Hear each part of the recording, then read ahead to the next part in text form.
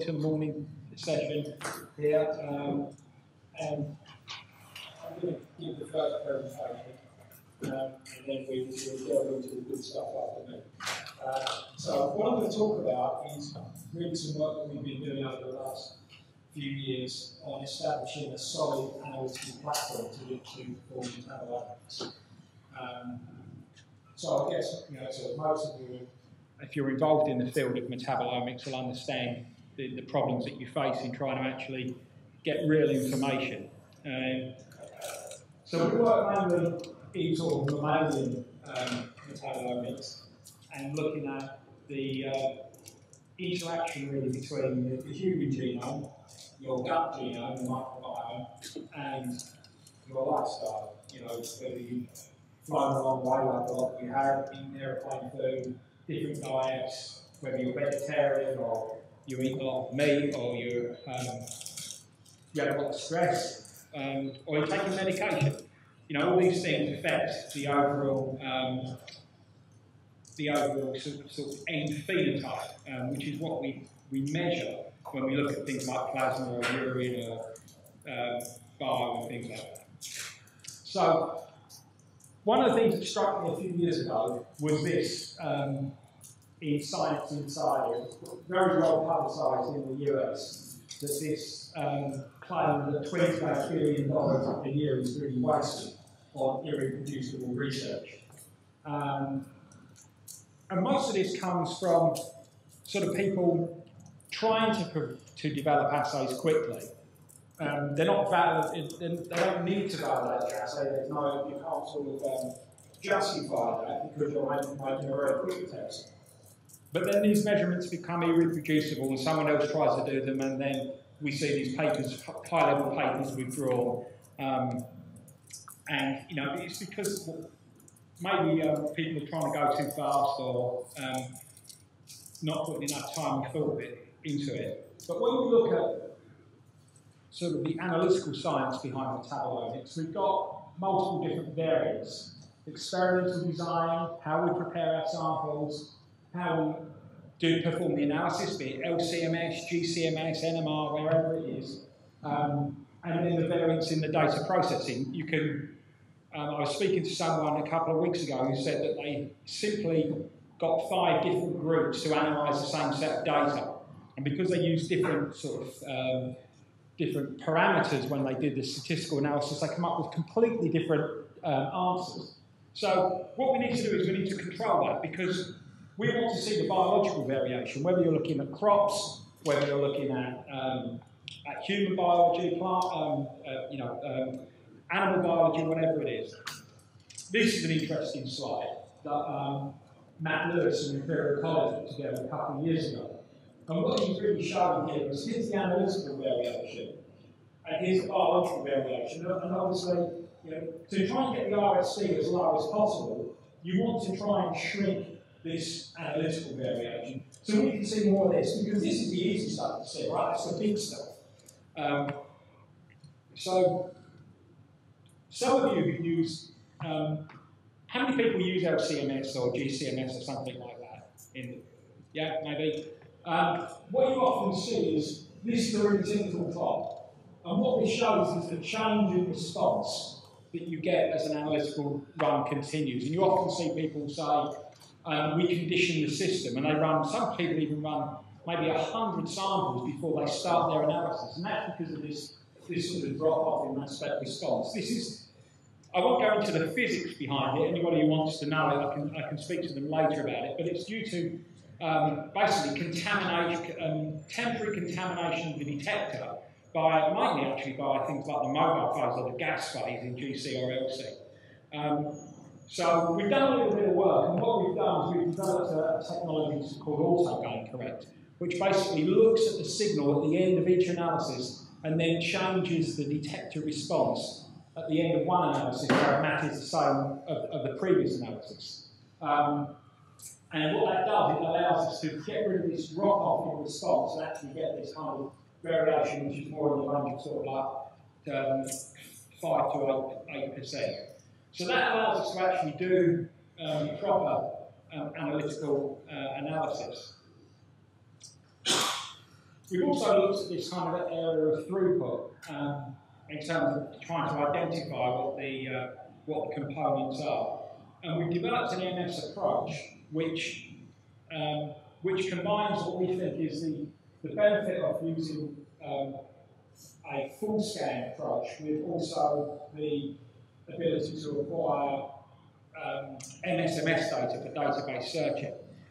And what the system does is it acquires alternately full scan MS, or it will step through the protocol in the top detector, allowing only specific ions to go through in small windows at each time, fragmenting those ions, and that gives you particularly clean spectra as opposed to a data-independent analysis approach.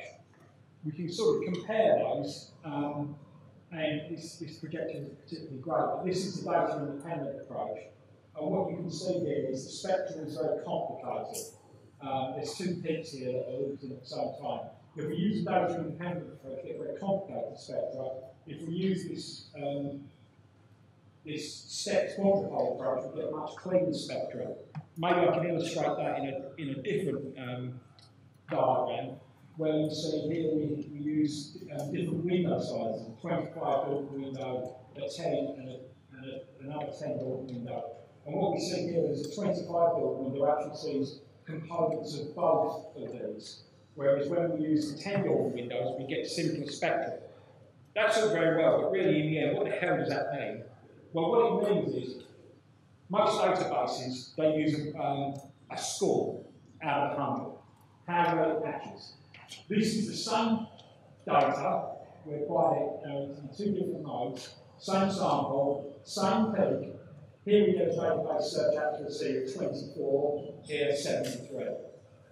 So that really sort of shows that we get a better quality spectrum. So it's something to think about when you're doing that work.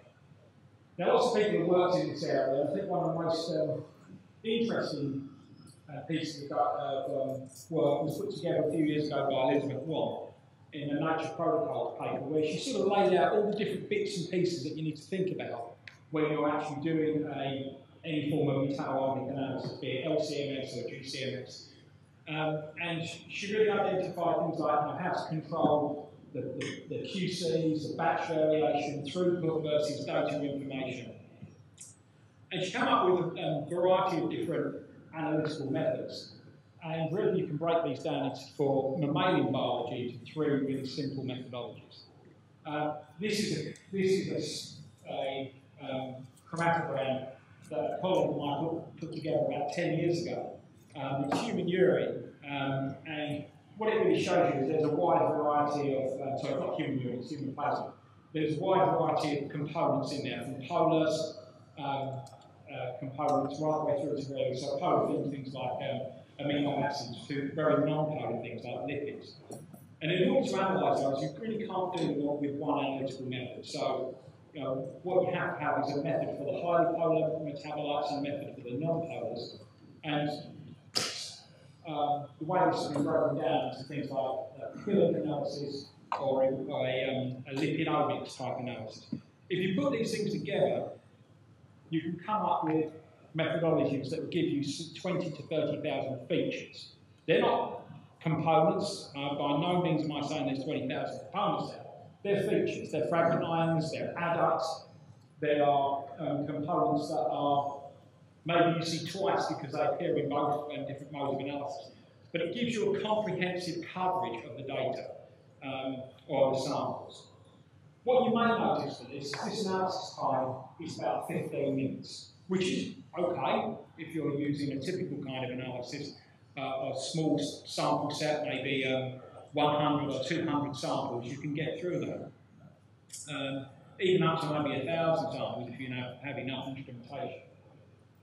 But we're now seeing people collecting huge sample sets. I was in Japan a couple of weeks ago and met with Professor Yamamoto at Sendai University, and he is responsible for the Japanese Metabolomics project, which is looking at the effects of the Fukushima nuclear reactor issue. and they're collecting 150,000 samples a year. Okay, samples from 150,000 people every year for 15 years. So they're doing longitudinal analysis. That's really not possible to do on the kind of methodologies, the simple methodologies that I showed you earlier, because you just simply don't have the time. So it's a real analytical challenge. So one of the things that we've done is we've looked at, can we take that analysis time and can we make it shorter? We know that we'll compromise a little bit on the data, but we've developed what we call a rapid microbial metabolic profiling approach, where we shrunk the analysis time by a factor of about 5. What does this mean? It means that we can simply do things faster. We can use a larger, smaller format in terms of the sample preparation, and it's more appropriate for sort of robotics. What we've done here to evaluate it is we've taken a 700 sample safety assessment rat study, and we've analysed it both by the conventional approach, which is these samples here, and what we call our ramp method, which is the bottom right-hand side. And what we found is, first of all, we can see that we get good clustering of our QCs, but if you look at the table on the top right-hand side, you can see here that the actual, the red data is the ramp data, the blue data is the, if you like, the standard analytical methodology. And what we see is there's really very little difference in the number of components identified and the CV of those components between these two methodologies. We lose a little bit, but there's not really that much difference. This is a more recent study, actually it was quite just before the new year, where we run the analysis using, again, our 12.5-minute method and our fast method. You can see the components are reduced by about a factor of 2, and I'll come to that later on. But the data visually looks very, very similar, and the actual analytical ions or biomarkers that were identified are the same ones. So this analysis was done with our simple reverse space system. We've also more recently termed this as a polar analysis, and we've managed to make this work with, this is the analysis of both urine, and this is actually the analysis of wine, and these are glycosides in wine, and you can see we get very good reproducibility across the analytical platform with these samples. Most recently, we've actually made the lipidomics method work using this rapid approach, and this data shows you the conventional analysis and the rapid analysis, and what we've got here is the free fatty acids, the glycophosphates, and the glycerol lipids. And it's a very similar pattern between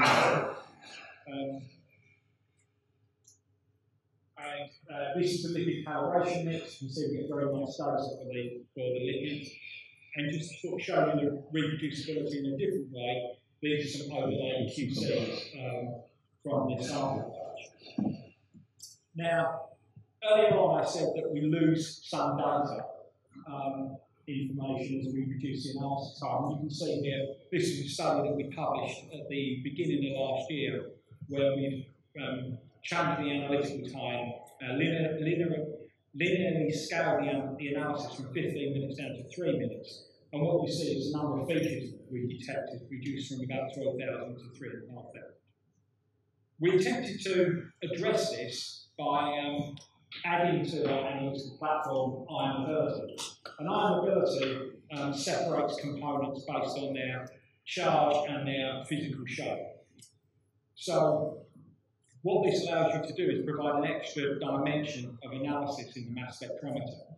So we sort of get plots like this, where you can see this is the single thing you see, which is mass charge and retention time, but we can also look at the retention time, or what we call the drift time, as the particles of the analytes move through the mass spectrometer ion mobility section. Now, the nice thing about ion mobility is that it operates in a timescale which sits between a chromatographic resolution and a mass detector. So what this allows us to do is effectively to give the mass detector more of a chance to detect ions, separate them, things that have come through that have the same mass, but and the same retention time, but have a different shape. It will not address issues of iron suppression because it is post the analytical source of the mass spectrometer. But if we do that, we actually see, we go back to our previous methodologies, here we've got 7,000 features without iron ability and 10,000 features with iron ability. So we're getting some components back. We've used this in the analysis. This is the compound called tellinic acid. It's quite old. It was withdrawn because it was toxic. But we can see this is two different isomers of tellinic acid, which we done to a rat, to some rats, and we can easily see that we can separate these using this technology. A different way to look at it is the wine samples. And here what we've got is two colour-reducing glycosides, and when we apply iron ability to these, we can separate. So they're two different components, they're structural isomers. So what I've shown you so far has really been what we call discovery, unbiased analysis, if you like. We are just putting the samples into the mass spectrometer and detecting everything. There's a different way to do metabolomics, as you all probably know, which is more of a targeted analysis, hypothesis-driven, where we say, I particularly want to look at this biochemical pathway or this set of ions, maybe an inflammation panel, things like that. These are typically high sensitivity, they're typically very accurate because we use standards and stable label isotopes, and they often lead themselves to be higher throughput. One of the things you can do with these assays, because they are typically based on components that you actually know, you can validate these. And one of the approaches that we take, and if you want to move these into the clinic, you've got to be very sure about the analysis. And so we've adopted an approach where, for what we call our comprehensive analysis, we actually validate these according to the FDA guidelines for biomarkers. Now, that's not quite as tight as it would be for the guidelines for putting a drug on the market, but it still means that we actually go through the process of validating. I can tell you, if anybody wants to do this, my first suggestion would be don't, because I'll tell you that we validated an assay for biogenic amines, and it took us an enormous amount of time. Because trying to get it to actually go through the process of making all the standards up and looking at all the different intermatrix effects is huge. But here's some of the validated assays we have: bioacids, acyl carnitines, biogenic amines, which includes amino acids, oxylichens, and gut metabolism. And just to show you a few of these in a bit more detail, here's the glutathione pathway. So if you want to look at the pathway, here's an example of that. Tryptophan metabolism, we're looking at this as an assay for autism, and there's quite a lot of different ions in there. They're relatively polar, but we've got a reasonable assay that we can validate. We've used the biogenic amine assay to look at acute liver failure following overdose with acetaminophen, and we can see here that things like tyrosine, phenylalanine, and glutamine are significantly changed in the acute liver failure patients. One of the things, though, with all of these assays, that they're validated, so we've gone to quite significant lengths to tailor the analysis so that they are very bespoke, they can be reproduced very easily, and they're very reliable. But it's not easy to move from one assay to the other because they use different chromatographic columns, they use different mobile phases, etc., etc. So we tried to look at what we call a rapid metabolomics platform, which uses exactly the same chromatographic column, the same mobile phases, and we've made some compromises, shall we say, in either the sensitivity, the number of components that we can detect. But what this does allow us to do is allow us to take our sample, place them in the instrument, rack up a series of different methodologies, press run, go run on the weekend and come back. And there's about 10 different methods that can be run sequentially. So we have things like lipids, bile acids, amino acids, acyl carnitines, and even targeted proteomics. And I'll show you a couple of those. So this is amino acids. We can analyse 29 amino acids in just on 2 minutes. They're all baseline result, combination of chromatography and mass spectrometry. We can very easily run those. Bile acids, this is actually, there's a study I'll show you at the end of this presentation where we've used this assay to look at bile acids in human plasma. But there's a whole series of bile acids we can do. We've got about 25 stable label isotopes for these, but there are many, many more that we can monitor. Acylcarnitines. Now, this is a particularly interesting assay because many people look at acylcarnitines and they measure them by infusion. And there are several commercially available methodologies that use infusion. This is the test mix, okay? And that on the right hand side is human urine. Now, if you look, maybe if I can get the pointer to work. Yeah, okay, so over here, you can see here is the actual C12 acylcarnitine that you wish to measure, and here is the biggest, component in the chromatograph. So if you're doing infusion, you would be counting this and this in your measurement. The same here, this and this and this, same here, this, all combined. It really, these are all isomers, but they have the same mass. And if you just do infusion, you're going to get the wrong answer. And especially if what you're looking for is maybe a very small peak, and there's a continuous large peak in the chromatogram. So, like, for example, C12, you'll never see the biological change because it's going to be dwarfed by the other component in the sample. So, here's free fatty acids. Again, next method for the free fatty acids from C14 to C26.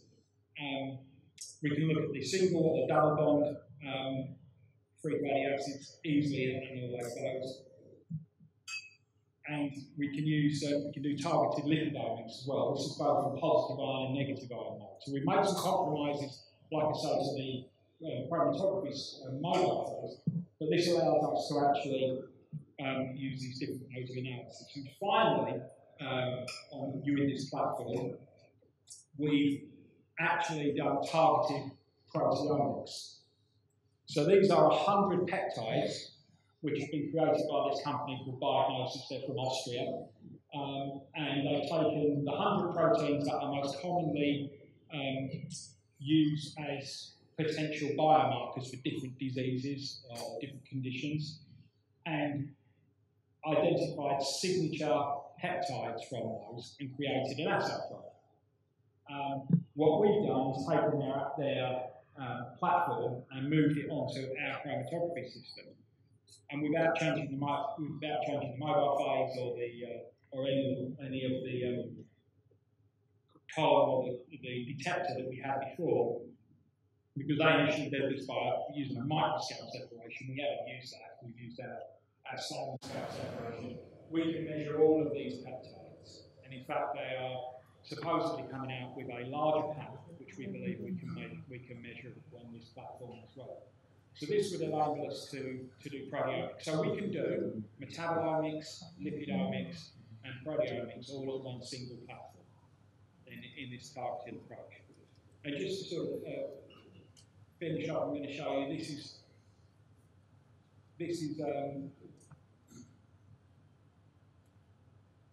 the liver cancer samples that we run with the bioanalysis. Now, with this analysis, the collaborator we work with had identified 2 novel bioacids that he believed were markers of liver cancer.